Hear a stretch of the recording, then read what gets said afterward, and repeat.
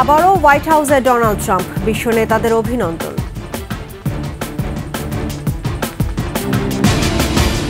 ঢাকায় আমেরিকান সেন্টারে প্রতীকী ভোট, দুই দেশের সম্পর্কে প্রভাব পড়বে না বলছেন বিশ্লেষকরা।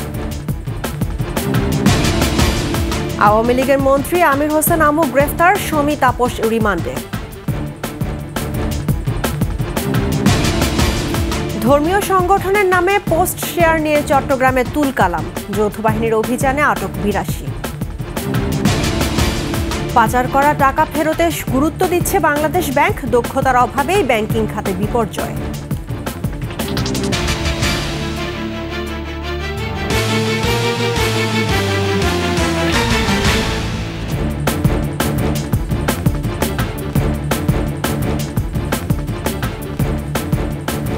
শুনছিলেন ফার্স্ট সিকিউরিটি ইসলামী ব্যাংক পিএলসি সংবাদ শিরোনাম। আমন্ত্রণ সন্ধ্যার ২১ সংবাদে, আপনাদের সঙ্গে আছি রাহনুমা রাহিম।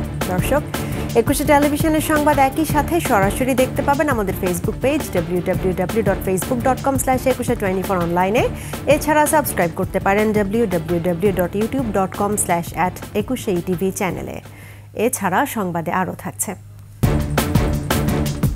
মার্জিন ঋণে নিঃস্ব হচ্ছে পুঁজিবাজারের বিনিয়োগকারীরা, খোয়াতে হচ্ছে মূলধন।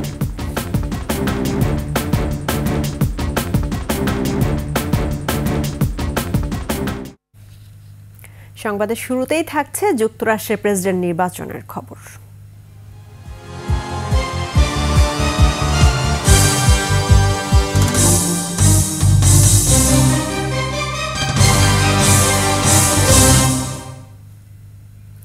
ফের যুক্তরাষ্ট্রের প্রেসিডেন্ট নির্বাচিত হলেন Republican Donald Trump. Democrat Kamala হ্যারিসকে হারিয়ে ৪৭তম প্রেসিডেন্ট হচ্ছেন তিনি।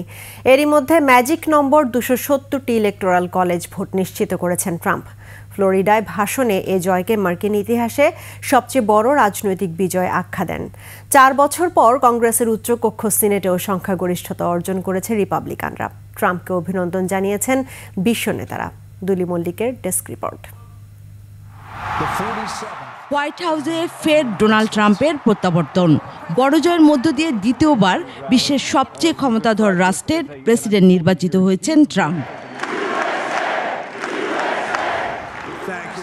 ফ্লোরিডার ওয়েস্ট পাম বিচে আমেরিকা আমেরিকা স্লোগানে ট্রাম্প সমর্থকদের বিজয় উল্লাস।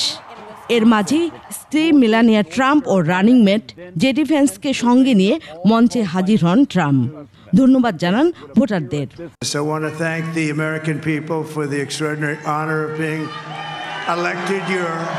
বলেন, মার্কিন ইতিহাসে সবচেয়ে বড় ও দুর্দান্ত রাজনৈতিক প্রত্যাবর্তন এটি।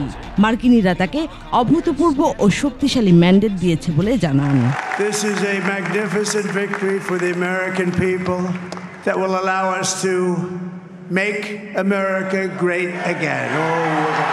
বক্তব্যের একটি অংশ উৎসর্গ করেন মার্কিন ধনকুবের ইলন মাস্ককে। প্রশংসা করেন রানিং মেট জেডি ভ্যান্সেরও। This will truly be the golden age of America. That's what we have to have. জয়ের পর ট্রাম্পকে অভিনন্দন জানান বিশ্ব নেতারা। ইসরায়েলের প্রধানমন্ত্রী নেতানিয়াহু বলেন, ট্রাম্পের প্রত্যাবর্তন দুদেশের জন্য শক্তিশালী প্রতিশ্রুতির বার্তা। ভারতের প্রধানমন্ত্রী নরেন্দ্র মোদীও ট্রাম্পকে বন্ধু উল্লেখ করে বৈশ্বিক প্রেক্ষাপটে দুদেশের সম্পর্ক আরও শক্তিশালী করার উপর জোর দেন। এছাড়া ফ্রান্স, যুক্তরাজ্য সহ ইউরোপীয় প্রায় সব দেশের রাষ্ট্র ও সরকার প্রধানরা ট্রাম্পকে অভিনন্দন জানান। ৫০ অঙ্গরাজ্যের ফলাফলে চমক দেখান ট্রাম্প। ৭ সুইং স্টেটের মধ্যে নর্থ ক্যারোলাইনা, পেনসিলভেনিয়া, জর্জিয়া ও উইসকনসিনে এরই মধ্যে জয় ট্রাম্পের ঘরে। ভোট পেয়েছেন ৫১% বেশি। পপুলার ভোটও ট্রাম্পের দখলে। ২০১৬ সালের পর ফের ট্রাম্পকে বেছে নেওয়ার পেছনে তার শক্তিশালী অর্থনৈতিক নীতি মূল কারণ বলে মনে করছেন বিশ্লেষকরা। ৪ বছর পর মার্কিন কংগ্রেসের উচ্চকক্ষ সিনেটেও সংখ্যাগরিষ্ঠতা নিশ্চিত করেছে রিপাবলিকানরা। নিম্নকক্ষ হাউস অব রিপ্রেজেন্টেটিভেও এগিয়ে। ২০ জানুয়ারি আনুষ্ঠানিকভাবে ৪৭তম প্রেসিডেন্ট হিসেবে দায়িত্ব নেবেন Trump. Duli Mallick, desk report, ২১ television. যুক্তরাষ্ট্রের ৪৭তম প্রেসিডেন্ট নির্বাচিত হওয়ায় ডোনাল্ড ট্রাম্পকে অভিনন্দন জানিয়েছেন অন্তর্বর্তী সরকারের প্রধান উপদেষ্টা ডক্টর মোহাম্মদ ইউনূস। বুধবার প্রধান উপদেষ্টার প্রেস উইং সূত্রে এই তথ্য জানা গেছে। শুভেচ্ছা বার্তায় মোহাম্মদ ইউনূস জানিয়েছেন, দ্বিতীয়বারের মতো প্রেসিডেন্ট নির্বাচিত হওয়ায় তার সুদূর প্রসারী নেতৃত্বের প্রতিফলন ঘটেছে। এরই ধারাবাহিকতায় তার নেতৃত্ব শুধু আমেরিকা নয়, সারা বিশ্বকেই সামনের দিকে এগিয়ে যেতে সহায়তা করবে। যুক্তরাষ্ট্রের সঙ্গে বাংলাদেশের দীর্ঘদিনের বন্ধুত্বের কথা উল্লেখ করে তিনি বলেছেন, তার হাত ধরে এই সম্পর্ক আরও নতুন উচ্চতায় পৌঁছাবে। দুই দেশের গভীর সম্পর্ক টেকসই উন্নয়নে ভূমিকা রাখবে বলেও জানান তিনি। যুক্তরাষ্ট্রের ইতিহাসে অন্যতম বিতর্কিত প্রেসিডেন্ট ডোনাল্ড ট্রাম্প, যার গোটা জীবন কেটেছে উত্থান পতন আর সমালোচনার মধ্য দিয়ে। ট্রাম্পই একমাত্র প্রেসিডেন্ট যার বিরুদ্ধে রয়েছে যৌন নিপীড়ন, ঘুষ কেলেঙ্কারি, অর্থ লোপাট সহ একাধিক গুরুতর অভিযোগ। তবে নির্বাচনে হারের পর ফের ঘুরে দাঁড়িয়ে ১৩২ বছরের পুরনো ইতিহাস ছুঁলেন খ্যাপাটে ট্রাম্প। বাকিটা থাকছে আশরাফ শুভর রিপোর্টে। যুক্তরাষ্ট্রের নিউ ইয়র্কের কুইন্স শহরে ১৯৪৬ সালে রিয়েল এস্টেট টাইকুন ফ্রেড ট্রাম্পের ঘরে জন্ম ডোনাল্ড ট্রাম্পের। ৫ ভাই বোনের মধ্যে চতুর্থ ট্রাম্প ছোটবেলা থেকেই ছিলেন দুরন্ত। ১৩ বছর বয়সে স্কুলে দুষ্টুমি করায় পাঠিয়ে দেওয়া হয় মিলিটারি স্কুলে। লেখিকা থেকে শুরু করে পর্ণ তারকা তার বিরুদ্ধে তুলেছেন যৌন নিপীড়নের অভিযোগ। এছাড়া প্রথম প্রেসিডেন্ট হিসেবে ফৌজদারি মামলায় দোষী সাব্যস্ত হয়ে কলঙ্কিত ইতিহাস গড়েন ট্রাম্প। আশরাফ শুভ, ২১ টেলিভিশন। দর্শক, যুক্তরাষ্ট্র থেকে আমাদের সাথে যুক্ত হচ্ছেন ওয়াইন কাউন্টি কমিউনিটি কলেজের ট্রাস্টি ASM কামাল রহমান। কামাল, ট্রাম্পের জয়ের পেছনে কোন ইস্যু কাজ করছে? ধন্যবাদ আমাকে প্রোগ্রামে আনার জন্য। তো ট্রাম্পের জয়ের পেছনে উনি সেকেন্ড টার্মে এই টার্মে তার টাইম যখন রান করেন তখন উনি ওনার টোন অনেক চেঞ্জ হয়েছে, যেটা আমরা দেখেছি। এরপরে উনি রিচ আউট করেছেন মুসলিম ভোট এবং মাইনরিটি ভোট। লাস্ট টাইম যে উনি মেনটেন করতে পেরেছেন ওনার 12% যে আফ্রিকান আমেরিকানদের ভোটটা উনি মেনটেন করেছেন। এবং কামালা হ্যারিসের সমস্যা হলো ওনার ওই মাইনরিটি ভোটটা ওনার অনেক কমে গেছে। তো সেটা একটা কারণ ছিল। আরেকটা ছিল কামালা হ্যারিসের যে সিলেকশন প্রসেস, ওইটাতে অনেকে সমর্থন করেন নাই। এইটা ওনার সিলেকশন প্রসেসটা একদম ওনার 3 মাস আগে ওনার সিলেকশন হয়েছে রান করার জন্য। এরপরে ওনার পলিসি, ওনার বর্ডার পলিসি এবং উনি কোনো সময় কোনো পপুলার কোনো রাজনীতিবিদ ছিলেন না। তো এইগুলা অনেকগুলো কাজ ওনার এগেইনস্টে কাজ করেছে। আচ্ছা, আরেকটা প্রশ্ন, সেটা হচ্ছে মার্কিন নেতৃত্বের এই পরিবর্তনে ভূ রাজনীতিতে কি ধরনের প্রভাব পড়তে পারে? বিশেষ করে জানতে চাচ্ছি ইউক্রেন এবং মধ্যপ্রাচ্য যুদ্ধ প্রসঙ্গে। এটা একটা সিগনিফিক্যান্ট ইম্প্যাক্ট হবে অবশ্যই। ডোনাল্ড ট্রাম্প ইউক্রেনের যুদ্ধ কোনো সময় উনি সমর্থন করেন নাই, আর এইটা সম্ভবত ওনার টার্মে এটা 2025-এ এটা শেষ হওয়ার সম্ভাবনা আছে। তবে মধ্যপ্রাচ্যে এইটা আপনারা জানেন যে ইহুদিরা আমেরিকান পলিটিক্সকে অনেক কন্ট্রোল করে, সেটা যে কোনো ডেমোক্রেটিক হোক কিংবা রিপাবলিকানই হোক। তো সেখানে একটু সমস্যা হবে। তবে নেতানিয়াহু গভর্নমেন্ট ট্রাম্পের সাথে এই বাইডেনের সাথে যেভাবে খেলা করেছেন, যে একটা যুদ্ধবিরতিতে রাজি হয়ে এরপরে রিজেক্ট করেছেন, এটা হওয়ার সম্ভাবনা কম। যদি কোনো যুদ্ধবিরতি হয়, ওনারা যদি রাজি হন, তবে ডোনাল্ড ট্রাম্পের সাথে এই খেলাটা খেলা ডিফিকাল্ট হবে। তো যেটাই ওনারা ডিসিশন নেন, সেই ডিসিশনে ওনাদের থাকতে হবে। তো আমি আশা করি ওইখানে একটা কুইক রেজলিউশনেরও সম্ভাবনা আছে। এবং ইরানের সাথে ট্রাম্প বলেছেন যে উনি ইলেক্টেড হলে উনি ইরানের সাথে একটা এগ্রিমেন্টে যাওয়ার উনি ইচ্ছা প্রকাশ করেছেন। তো আমি আশা করি যে ট্রাম্পের এই টার্মে পজিটিভ আউটকাম হয়ে আসবে। আপনার কাছে আরেকটি প্রশ্ন, সেটা হচ্ছে বাংলাদেশে মার্কিন নীতির কোনো পরিবর্তন হতে পারে কি? বাংলাদেশের, হ্যাঁ অবশ্যই। এখানে বাংলাদেশের ওভারওয়েলমিংলি ডেমোক্রেটিক পার্টিকে সমর্থন করেছেন, এবং যেটা আমি মনে করি একটা স্ট্র্যাটেজিক্যালি একটা বড় মিস্টেক হয়েছে। এবং দেশ থেকেও এখানে একটা পার্টির ক্যাম্পেইন র্যালিতে যখন ইনভাইটেশন করা হয়েছিল, অনেকে বলেছেন যে দেশ থেকে নির্দেশনা আসছে ডেমোক্রেটিক পার্টিকে সমর্থন করার জন্য এবং ডোনাল্ড ট্রাম্পকে না করার জন্য। তো এইটা একটা বিরাট মিস্টেক আমি মনে করি, যে বাংলাদেশ থেকে যদি এখানে পলিটিক্সে ডাইরেক্টলি নির্দেশনা দিতে হয়, তবে এখানে পলিটিক্সটা আন্ডারস্ট্যান্ড করাটা বেটার। এই জন্য যে পার্টিগুলো এই পদক্ষেপ নিয়েছেন, ওনাদের জন্য আমি মনে করি একটা খারাপ নেগেটিভ একটা স্টেপ ছিল। তবে বাংলাদেশের সরকারের ইমিডিয়েটলি যেটা করা দরকার হবে, ইমিডিয়েটলি একটা চ্যানেল অফ কমিউনিকেশন ক্রিয়েট করা ডোনাল্ড ট্রাম্পের যে ট্রানজিশনাল টিমের সাথে, এবং এইটা যদি করা হয় এবং বাণিজ্যিকভাবে যদি আমরা আমেরিকার সাথে বাণিজ্যিক উন্নতি করতে পারি, এবং এইখানে যদি বাংলাদেশি পণ্য ম্যানুফ্যাকচারিং এর যদি কোনো উদ্যোগ থাকে আমার মনে হয় সেটা ভালো হবে। কারণ ডোনাল্ড ট্রাম্পের one of the economic policy হলো যে বাইরে থেকে ইম্পোর্টের উপর ঢালাওভাবে 10 to 12% ট্যারিফ উনি চার্জ করবেন। তো এইটা সব দেশেই একটা নেগেটিভ ইম্প্যাক্ট হবে। তবে আমার মনে হয় বাংলাদেশেরও একটু এইদিকে খেয়াল রেখে চলা দরকার, এবং ইমিডিয়েটলি ডোনাল্ড ট্রাম্পের ট্রানজিশন টিমের সাথে একটা চ্যানেল অফ কমিউনিকেশন ক্রিয়েট করা খুবই important. S M Kamal Rahman, আপনাকে ধন্যবাদ আমাদের সঙ্গে যুক্ত হবার জন্য। ধন্যবাদ আমাকে দেখার। যুক্তরাষ্ট্রের নির্বাচনের ফলাফলে বাংলাদেশের অভ্যন্তরীণ রাজনীতিতে কোনো প্রভাব পড়বে না বলেই মনে করছেন বিশ্লেষকরা। আমেরিকান সেন্টারে আয়োজিত প্রতীকী ভোটের অনুষ্ঠানে এই মন্তব্য করেন তারা। যুক্তরাষ্ট্রের নির্বাচন উপলক্ষে আয়োজন করা হয় ইউএস ইলেকশন পার্টি। সেখানে উপস্থিত ছিলেন বাংলাদেশের নির্বাচন বিশেষজ্ঞ, ভূ রাজনৈতিক বিশ্লেষক, সংবাদকর্মী সহ আরও অনেকে। বিস্তারিত জানাচ্ছেন নাহিদ সিরাজি নিম্মি। সারা বিশ্বের মতো বাংলাদেশেও যুক্তরাষ্ট্রের ভোট নিয়ে ছিল আগ্রহ। এবারও আমেরিকান সেন্টার আয়োজন করে প্রতীকী ভোট। একে একে ভোট দেন অনুষ্ঠানে আসা বাংলাদেশের নির্বাচন বিশেষজ্ঞ, ভূ রাজনৈতিক বিশ্লেষক, সংবাদকর্মীরা।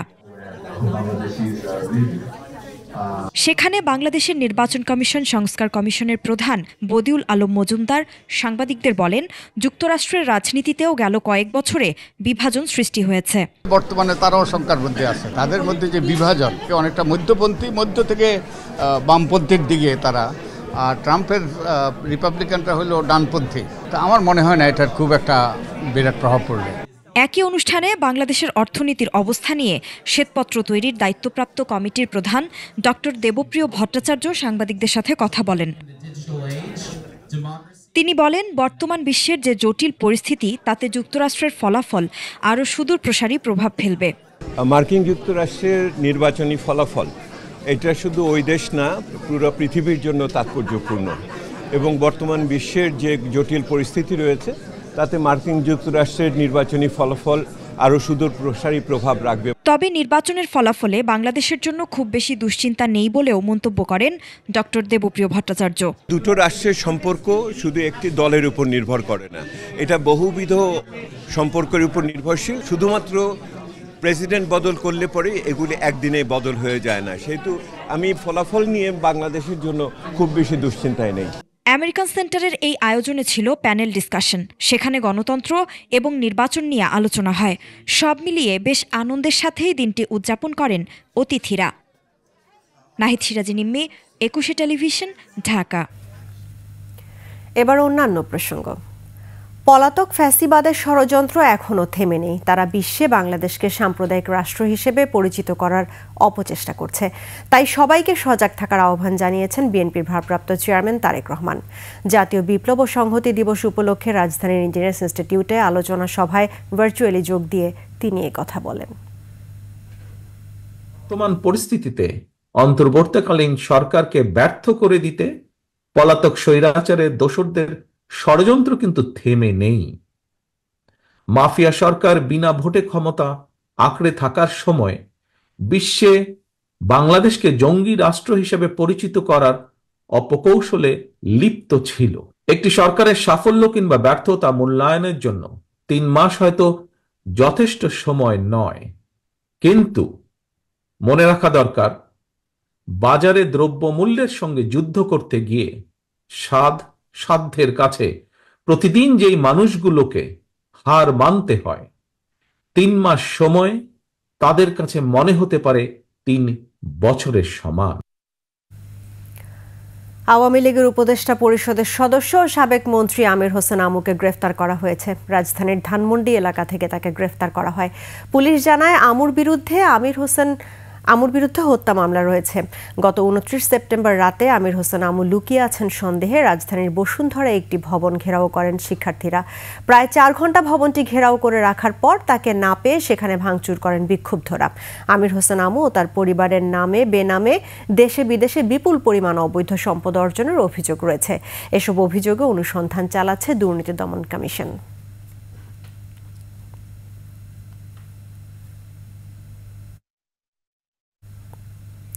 রাজধানীর উত্তরা পূর্ব থানায় দায়ের করা হত্যা চেষ্টা মামলায় বেসরকারি টেলিভিশন চ্যানেল গান বাংলার চেয়ারম্যান কৌশিক হোসেন তাপসের 3 দিনের রিমান্ড মঞ্জুর করেছেন আদালত। এদিকে নতুন করে আরও 2টি মামলায় সাবেক আইনমন্ত্রী আনিসুল হককে গ্রেফতার দেখানো হয়েছে। এছাড়া আওয়ামী লীগ নেতা সালমান এফ রহমান, সাবেক সংসদ সদস্য ব্যারিস্টার সুমন ও সাবেক শিল্প প্রতিমন্ত্রী কামাল মজুমদারকে একটি মামলায় গ্রেফতার দেখানো হয়েছে। বিস্তারিত জানাচ্ছেন আদিত্য মামুন। রোববার মধ্যরাতে ভাটারের প্রগতি সরণি থেকে তাপসকে গ্রেফতার করে পুলিশ। পরদিন সোমবার বিকেলে আদালতে হাজির করে 7 দিনের রিমান্ড আবেদন করা হয়। তদন্ত কর্মকর্তা উপস্থিত না থাকায় আদালত শুনানির জন্য 6 নভেম্বর দিন ধার্য করে। সে অনুযায়ী বুধবার তাপসকে আদালতে হাজির করা হয়। পরে শুনানি শেষে ঢাকার মেট্রোপলিটন ম্যাজিস্ট্রেট আদালত রিমান্ড মঞ্জুর করেন। কৌশিক হোসেন তাপস আজকে তদন্তকারী কর্মকর্তা তাদেরকে আদালতে উপস্থাপন করে রিমান্ডের প্রার্থনা করেন। আইনজীবীরাও তাদের পক্ষে বক্তব্য রেখেছেন, রিমান্ড বাতিল জামিনের প্রার্থনা করেছেন। উভয় পক্ষের বক্তব্য শুনে বিজ্ঞ আদালত 3 দিনের রিমান্ড মঞ্জুর করেন। যে অভিযোগটা এটা ভিত্তিহীন। রিমান্ডে নেওয়ার আগে যথাযথ একজন ডাক্তার চিকিৎসক দিয়ে পরীক্ষা করে তারপর আমাকে রিমান্ড থেকে ফেরত দেওয়ার সময় যথাযথ একজন ডাক্তার মাধ্যমে পরীক্ষা নিরীক্ষা করে এই অত্র বিজ্ঞ আদালতে আবার তাকে প্রডিউস করতে হবে। এদিকে নতুন করে আরও 2টি মামলায় সাবেক আইনমন্ত্রী আনিসুল হককে গ্রেফতার দেখানো হয়েছে। এছাড়া সাবেক প্রধানমন্ত্রী শেখ হাসিনার বেসরকারি বিনিয়োগ ও শিল্প বিষয়ক উপদেষ্টা সালমান এফ রহমান, সাবেক সংসদ সদস্য ব্যারিস্টার সুমন ও সাবেক শিল্প প্রতিমন্ত্রী কামাল আহমেদ মজুমদারকে একটি মামলায় গ্রেফতার দেখানো হয়েছে। ঢাকার চিফ মেট্রোপলিটন ম্যাজিস্ট্রেট আদালত বুধবার সকালে এ আদেশ দেয়। আদিত্য মামুন, 21 টেলিভিশন, ঢাকা। বৈষম্য বিরোধী ছাত্র আন্দোলনের সময় হত্যা চেষ্টার ঘটনায় করা মামলায় অভিনেত্রী শমী কায়সারকে 3 দিনের রিমান্ডে নেওয়া হয়েছে। বুধবার ঢাকায় মেট্রোপলিটন ম্যাজিস্ট্রেট সাইফুজ্জামান আদেশ দেন। আদিত্য মামুনের আরও একটি রিপোর্ট। মঙ্গলবার গভীর রাতে রাজধানীর উত্তরা থেকে গ্রেফতার করা হয় অভিনেত্রী ও ব্যবসায়ী শমী কায়সারকে। বুধবার দুপুরে তাকে আদালতে হাজির করে পুলিশ। পরে ব্যবসায়ী ইশতিয়াক মাহমুদ হত্যা চেষ্টা মামলায় জিজ্ঞাসাবাদের জন্য 7 দিনের রিমান্ড আবেদন করেন মামলার তদন্ত কর্মকর্তা। শুনানি শেষে 3 দিনের রিমান্ড মঞ্জুর করে ঢাকার মেট্রোপলিটন ম্যাজিস্ট্রেট আদালত। বৈষম্য আন্দোলনে যে গুলি চালানো হয়, ছাত্রলীগ এবং যুবলীগ এবং পুলিশ সবাই সঙ্গে জড়িত ছিল। নাটক এবং নাটিকার মাধ্যমে এই ফ্যাসিস্ট হাসিনাকে সহযোগিতা করেছে। উভয় পক্ষের বক্তব্য শুনে বিজ্ঞ আদালত 3 দিনের রিমান্ড মঞ্জুর করেন। এই মামলায় শমী কায়সার জড়িত নয়, তাকে উদ্দেশ্য প্রণোদিতভাবে এই মামলায় সম্পৃক্ত করা হয়েছে। আমরা এই রায়ে এবং অর্ডারে আমরা সংক্ষুব্ধ হয়েছি। আমরা এই ব্যাপারে উচ্চ আদালতে যাব। বৈষম্য বিরোধী ছাত্র আন্দোলন চলাকালে গত 18 জুলাই আরও অনেকের সঙ্গে ব্যবসায়ী ইশতিয়াক মাহমুদ নামে এক ব্যবসায়ীও কর্মসূচিতে অংশ নেন। আজমপুর নওয়াব হাবিবুল্লাহ হাই স্কুলের সামনে গুলিবিদ্ধ হন তিনি। পরে 29 সেপ্টেম্বর ইশতিয়াক মাহমুদ বাদী হয়ে উত্তরা পূর্ব থানায় হত্যা চেষ্টার অভিযোগে মামলা করেন। এ মামলার এজাহারভুক্ত আসামি শমী কায়সার। আদিত্য মামুন, 21 টেলিভিশন, ঢাকা। চট্টগ্রামের হাজারীগলিতে যৌথ বাহিনীর সঙ্গে সংঘর্ষের ঘটনায় ইসকনকে দায়ী করেছে চট্টগ্রাম মহানগর পুলিশ। এর সঙ্গে রাজনৈতিক সংশ্লিষ্টতা আছে কিনা তা খতিয়ে দেখা হচ্ছে। মঙ্গলবার রাতে যৌথ বাহিনীর উপর হামলা এবং অ্যাসিড নিক্ষেপের ঘটনায় এ পর্যন্ত 82 জনকে আটক করা হয়েছে। সরকারি কাজে বাধা দেওয়ার অভিযোগে থানায় দায়ের করা হয়েছে মামলা। ওই ঘটনার পর থেকে এলাকায় থমথমে অবস্থা বিরাজ করছে। চট্টগ্রাম থেকে রিপোর্ট করছেন হাসান ফেরদৌস। যৌথবাণীর সঙ্গে সংঘর্ষের পর চট্টগ্রামে অন্যতম জুয়েলারি ও পাইকারি ওষুধের বিক্রয় কেন্দ্র হাজারীগলিতে বন্ধ রাখা হচ্ছে সকল দোকানপাট। স্থানীয়দের অভিযোগ, দেশে অস্থিতিশীল পরিবেশ সৃষ্টি করতে সন্ত্রাসী চক্র যৌথ বাহিনীর উপর হামলা চালায়। এর জের ধরে হাজারীগলিতে থাকা বিভিন্ন দোকানপাট প্রশাসন সিলগালা করে বন্ধ করে দেয়। সাধারণ একটা ইস্যু নিয়ে এখন ইসকনকে নিয়ে আসছে এখানে। ইসকন তো এখানে কিছু না, এখানে ব্যবসায়ীদের সাথে একটা সমস্যা ছিল। সিসি ক্যামেরার রেকর্ডটা তো থাকা উচিত। এখানে এসে প্রথমে সিসি ক্যামেরাগুলো ভাঙা মানে কিন্তু একটা সন্দেহের জন্ম দেয়। এখানে জিনিসপাতি যা আসল বাইরে সব লাত্তে গুতে ভাঙ্গা চুরা সব নিয়ে গেছে। দুপুরে যৌথ বাহিনীর পক্ষ থেকে সংবাদ সম্মেলনে জানানো হয়, সিসিটিভির ফুটেজ দেখে দুর্বৃত্তদের গ্রেপ্তারে অভিযান চালানো হচ্ছে। মঙ্গলবার রাতে যৌথ বাহিনীর উপর হামলা এবং অ্যাসিড নিক্ষেপের ঘটনা তুলে ধরা হয় সংবাদ সম্মেলনে। বিভিন্ন সিসিটিভি ফুটেজ ও গোয়েন্দা তথ্য যাচাই বাছাইয়ের মাধ্যমে প্রকৃত দুষ্কৃতিকারীদের চিহ্নিতকরণের প্রক্রিয়া চলমান রয়েছে। বিকেলে নগর পুলিশ ভবনে সংবাদ সম্মেলন করে চট্টগ্রাম মহানগর পুলিশ। এতে জানানো হয়, দুর্বৃত্তরা জয় শ্রীরাম স্লোগান দিয়ে যৌথ বাহিনীর উপর হামলা চালায়। বিষয়টি খতিয়ে দেখা হচ্ছে বলেও জানায় পুলিশ। জয় শ্রীরাম বলে তারা স্লোগান দিয়েছে।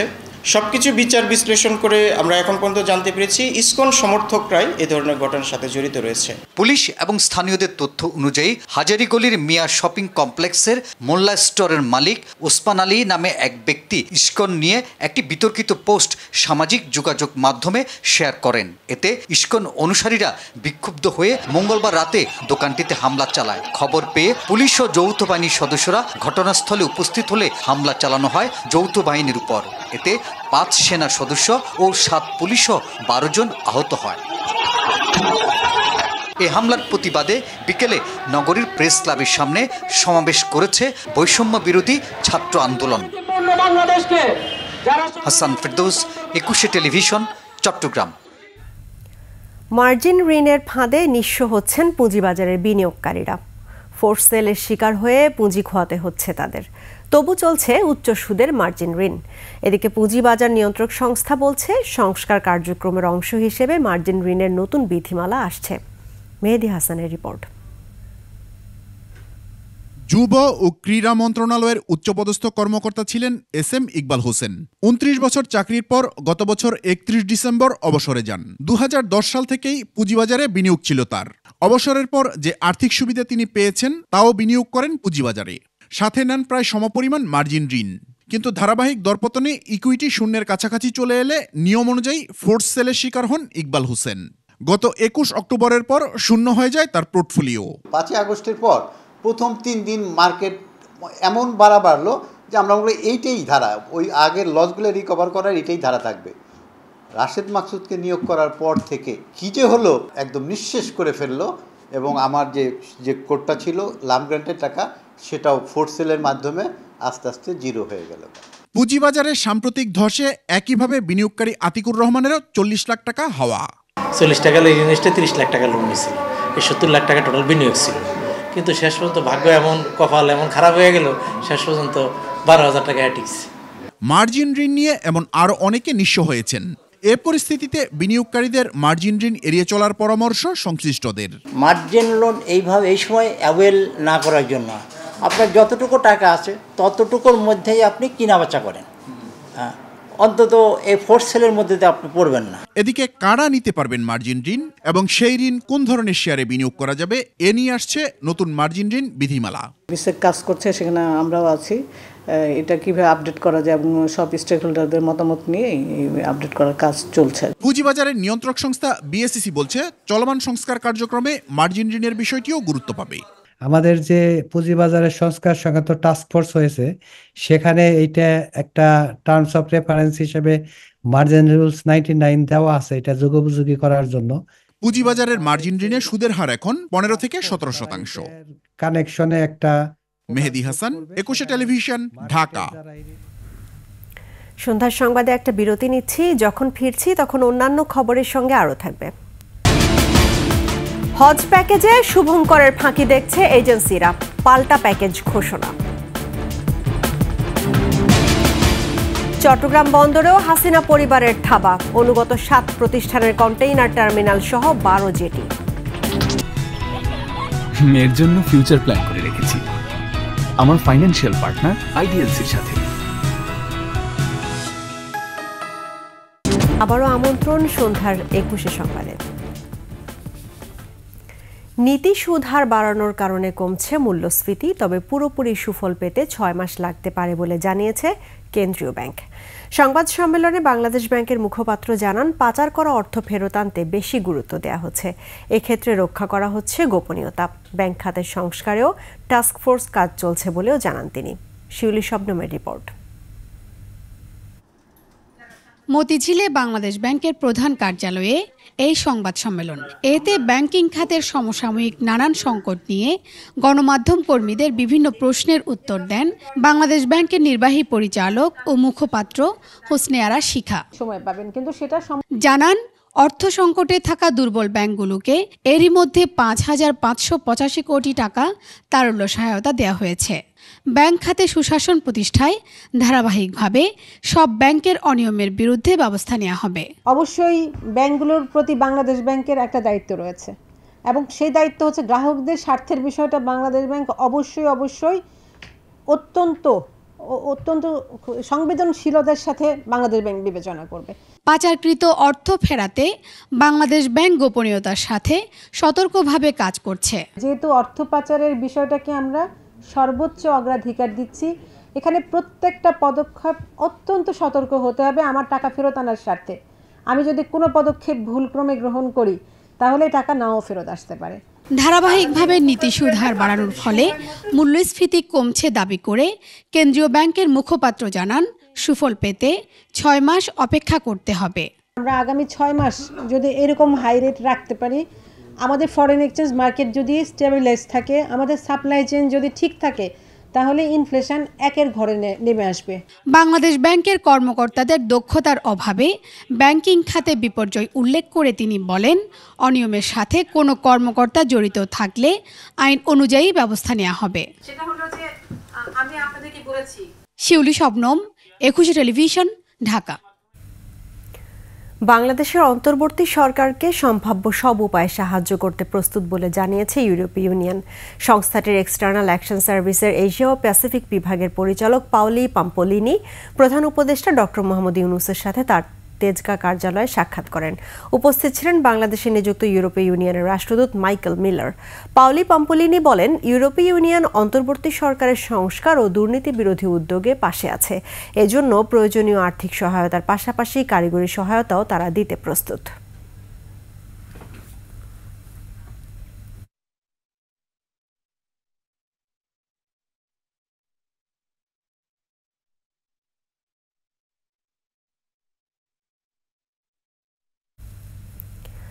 শুভঙ্করের ফাঁকি দেখছে এজেন্সিরা। তাদের অভিযোগ, 2025 সালে হাজিদের খাবারের টাকার পরিমাণকে বাদ দিয়ে হজ প্যাকেজে 1 লাখ টাকা কমিয়েছে সরকার। হাজিদের বিমান ভাড়া কমানোর দাবি জানিয়েছে তারা। প্রণব চক্রবর্তীর রিপোর্ট। গেল 30 অক্টোবর হজ ব্যবস্থাপনা সংক্রান্ত কমিটির সভা শেষে 2025 সালে সরকারি ব্যবস্থাপনায় হজে যেতে 2টি প্যাকেজ ঘোষণা করে সরকার। বলা হয়, গত বছরের চেয়ে একটি প্যাকেজ 1 লাখ টাকা হজের খরচ কমেছে। পবিত্র কাবা শরীফ থেকে 1.5 কিলোমিটারের ভিতরে ঘর ভাড়া বেশি, মানুষ ওখানে থাকতে চায়, হেঁটে যেতে চায়। জাতীয় প্রেস ক্লাবে হজ প্যাকেজ ঘোষণা করল সাধারণ হজ এজেন্সির মালিকেরা। সরকারি 4,78,242 টাকার বিপরীতে 5,23,000 টাকায় সাধারণ হজ প্যাকেজ এবং সরকারি 5,75,680 টাকার বিপরীতে 6,99,000 টাকায় বিশেষ হজ প্যাকেজ ঘোষণা করে হজ এজেন্সির মালিকেরা। আমরা প্রত্যাশা করছি মাননীয় উপদেষ্টা ধর্ম বিষয়ক মন্ত্রণালয় হজযাত্রীদের বিমান ভাড়া কমানোর বিষয়ে পদক্ষেপ গ্রহণ করবেন। বিমান ভাড়া কমানো হলে হজ প্যাকেজের মূল্য কমানো হবে। তারা অভিযোগ করে, শুভঙ্করের ফাঁকির মতো সরকারি হজ প্যাকেজে হাজিদের খাবারের টাকার পরিমাণকে বাদ দেয়া হয়েছে।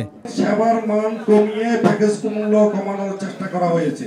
সত্যিকার অর্থে গত বছর যে 5,79,000 টাকার যে প্যাকেজ ছিল, যেটুকু সুযোগ সুবিধা ছিল, সেই প্যাকেজটি এবার সরকার 5,75,000 টাকা ঘোষণা করেছেন খাবার মূল্য ছাড়া।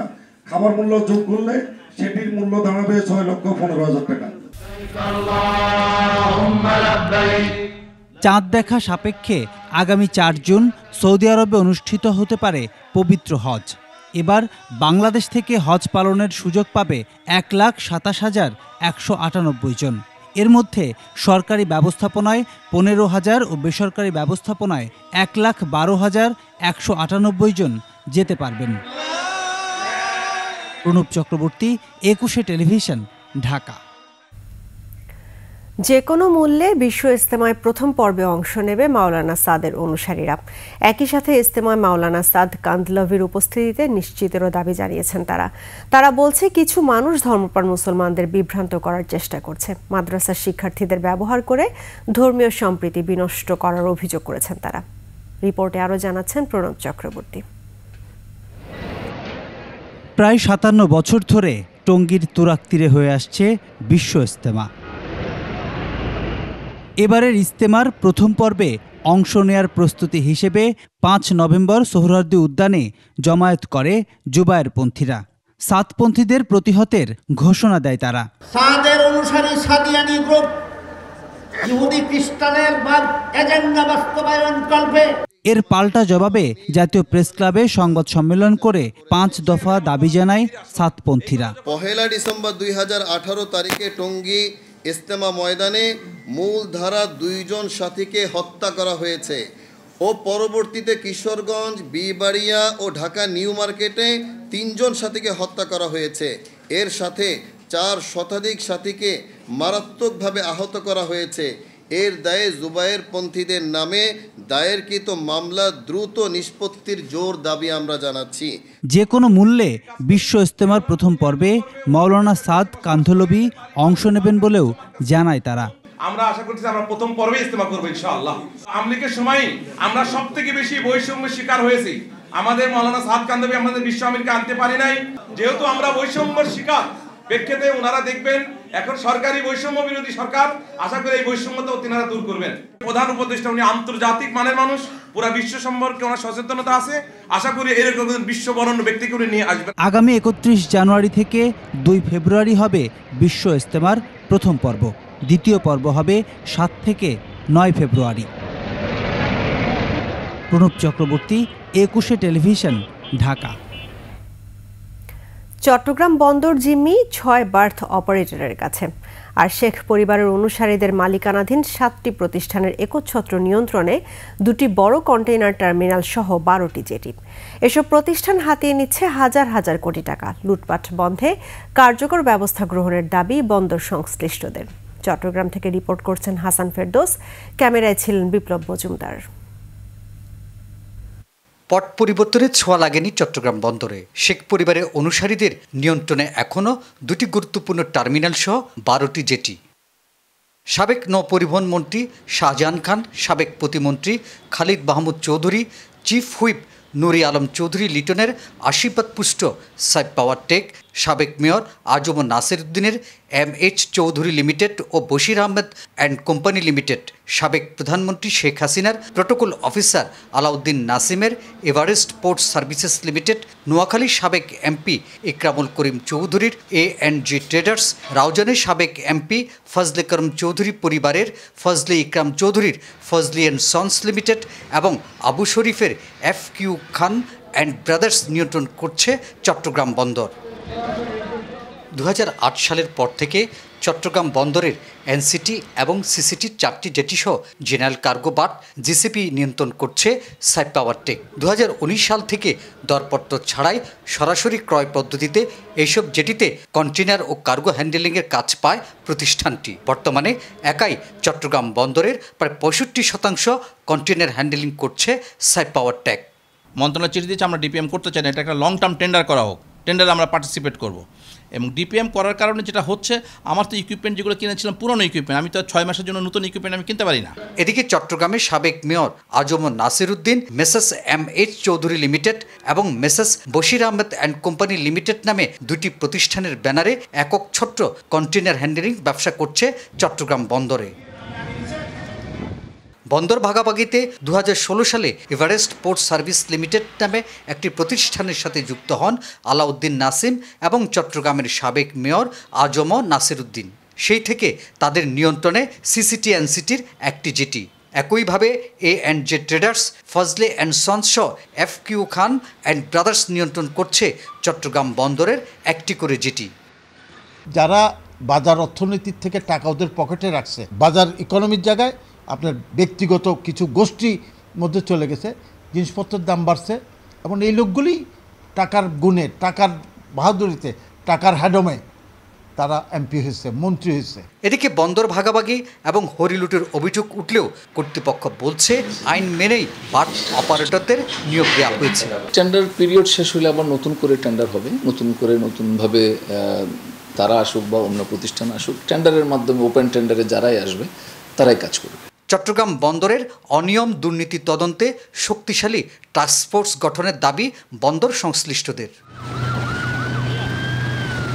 হাসান ফেরদৌস, 21 টেলিভিশন, চট্টগ্রাম। সন্ধ্যার সংবাদে আবারও একটি বিরতি নিচ্ছি। যখন ফিরব তখন অন্যান্য খবরের সঙ্গে আরও থাকবে। আমনের দাম কেজিতে 3 টাকা বাড়িয়ে ধান চাল সংগ্রহে নতুন দর। 29 বছর পর শারজায় বাংলাদেশ, প্রতিপক্ষ আফগানিস্তান।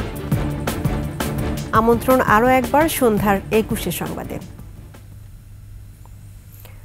চাল, চিনি, গম সহ রোজায় নিত্য প্রয়োজনীয় পণ্য ও সার আমদানির অনুমতি দিয়েছে সরকার। সচিবালয়ের মন্ত্রিপরিষদ সম্মেলন কক্ষে খাদ্য পরিকল্পনা ও পরিধারণ কমিটির সভা শেষে সাংবাদিকদের অর্থ বাণিজ্য উপদেষ্টা ডক্টর সালেউদ্দিন আহমেদ জানান, এসব পণ্য আমদানির জন্য অর্থ বরাদ্দও দেওয়া হয়েছে। পর্যাপ্ত ভোগ্যপণ্য ও ভোক্তার হয়রানি এড়ানোর লক্ষ্য ধরে এসব পণ্য সরকারের পাশাপাশি বেসরকারি পর্যায়ে আমদানি বাড়ানোর কথাও জানান উপদেষ্টা। এছাড়া সরকারিভাবে ধান ও চাল সংগ্রহের দাম ঠিক করে দেওয়া হয়েছে সভায়। টার্গেটটা হবে আমাদের যে বর্তমান মজুদ আছে এবং আজকে কিছু ক্রয় অর্ডার দেওয়া হলো, সেগুলো যোগ করে যতটুকু দরকার আমরা কিছুটা ওভার প্ল্যানিংও করেছি। ওভার প্ল্যানিং মানে ধরেন এক্স অ্যামাউন্ট আমাদের মজুদ ধরে, আমি বলছি X+1 অ্যামাউন্টটা করে উৎপাদন খরচ বা কৃষকরা যে ধান এবং চালের পণ্য করে আলটিমেটলি ভোক্তাদের কাছে যেন একটা বিরাট গ্যাপের জন্য না হয়, যে এটা যেন ব্যবধানটা কমে যায়, সেটা যেন বাজার মনিটরিং করার জন্য বিভিন্ন সংস্থা করবে। আসন্ন বিপিএল এর নতুনত্বের প্রস্তুতি নিচ্ছে Bangladesh cricket board. BPL governing কাউন্সিলের সদস্য সচিব বলেন, দর্শকদের জন্য সবকিছুই করবে বিসিবি। প্রধান উপদেষ্টা ডক্টর মোহাম্মদ ইউনূসের পরিকল্পনায় যুব ও ক্রীড়া মন্ত্রণালয় সহ 9টি মন্ত্রণালয়ের সহযোগিতায় বিশেষ কিছু নিয়েই হাজির হচ্ছে 11তম বাংলাদেশ প্রিমিয়ার লিগ। আকাশুজ্জামানের রিপোর্ট, জানাচ্ছেন আবু হুরায়রা তামিম। দেশের একমাত্র ফ্র্যাঞ্চাইজি ক্রিকেট লিগ বিপিএল এর 11তম আসরের লোগো উন্মোচন করা হলো। পরে সাংবাদিকদের সাথে কথা বলেন বিপিএল গভর্নিং কাউন্সিলের সদস্য সচিব। তিনি জানান, জুলাই বিপ্লবের বিজয়ের ছোঁয়ায় বর্ণিল হবে পুরো টুর্নামেন্ট। নতুন বাংলাদেশে বিপিএলও ফিরছে নতুন রূপে। দর্শকের টিকিট কাটা থেকে শুরু করে খাবারের দাম সবকিছু নজরদারিতে আনবে বিসিবি। মাঠের ভেতরে খাবারের দামটা যেমন হওয়া উচিত তেমনই যেন হয়, তার জন্য যে ওয়াশরুম ফ্যাসিলিটি বা টয়লেট ফ্যাসিলিটি সেটা যেন ভালো হয়, পানি খাওয়ার জন্য যথেষ্ট ব্যবস্থা থাকে। এমন হতে পারে পানি খাওয়ার জন্য কোনো পয়সাই দিতে হবে না, এমন হতে পারে কিন্তু। সো এই ধরনের উদ্যোগ আমাদের থাকবে, কিন্তু যেন একজন সহজে ঢুকতে পারে, নিজের মনে করতে পারে। আমি যেটা বললাম যে ওনারশিপটা খুব ইম্পর্টেন্ট, তারা যেন মনে করতে পারে হ্যাঁ এটা তাদের খেলা। প্রধান উপদেষ্টার পরিকল্পনায় দেশব্যাপী বিপিএল এর উন্মাদনা ছড়িয়ে দিতে জেলা উপজেলা থেকে গ্রামগঞ্জে প্রচারণা চালাবে বোর্ড। এবার বিপিএলটাকে শুধু খেলার মাঠে এটাকে সীমাবদ্ধ না রেখে সামাজিকভাবে এটাকে কিভাবে ব্যবহার করা যায়, সমাজের বিভিন্ন জায়গায় বিভিন্ন ইনগ্রেডিয়েন্টকে আরেকটু এগিয়ে নিয়ে যাওয়ার ক্ষেত্রে সেই চেষ্টা থাকবে এখানে। এবারে টুর্নামেন্ট শুরু হবে 30 ডিসেম্বর, চলবে 7 ফেব্রুয়ারি পর্যন্ত। ঢাকা, চট্টগ্রাম ও সিলেটে খেলবে 7টি দল। তবে এবারে আমরা জানি। আবু হুরায়রা তামিম, 21 টেলিভিশন। আর এরই সঙ্গে শেষ করছি সন্ধ্যার 21 সংবাদ। তবে যাবার আগে ফার্স্ট সিকিউরিটি ইসলামী ব্যাংক পিএলসি সংবাদ শিরোনামগুলো জানাবো আরও একবার। আবারও হোয়াইট হাউসে ডোনাল্ড ট্রাম্প, বিশ্ব নেতাদের অভিনন্দন। ঢাকায় আমেরিকান সেন্টারে প্রতীকী ভোট, দুই দেশের সম্পর্কে প্রভাব পড়বে না বলছেন বিশ্লেষকরা। আওয়ামী লীগের মন্ত্রী আমির হোসেন আমু গ্রেফতার, শমী তাপস রিমান্ডে। ধর্মীয় সংগঠনের নামে পোস্ট শেয়ার নিয়ে চট্টগ্রামে তুলকালাম, যৌথ বাহিনীর অভিযানে আটক 83। পাচার করা টাকা ফেরতে গুরুত্ব দিচ্ছে বাংলাদেশ ব্যাংক, দক্ষতার অভাবে এই ব্যাংকিং খাতে বিপর্যয়।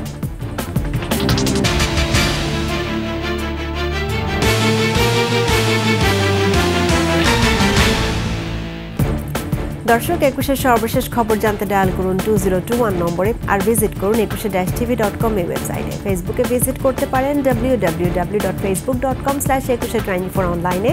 এছাড়া সাবস্ক্রাইব করতে পারেন www.youtube.com/@21etv চ্যানেলে। এতক্ষণ সঙ্গে থাকার জন্য ধন্যবাদ। আমাদের পরবর্তী সংবাদ আয়োজন রাত 9টায় দেখার আমন্ত্রণ রইল। 21-এর সঙ্গেই থাকুন।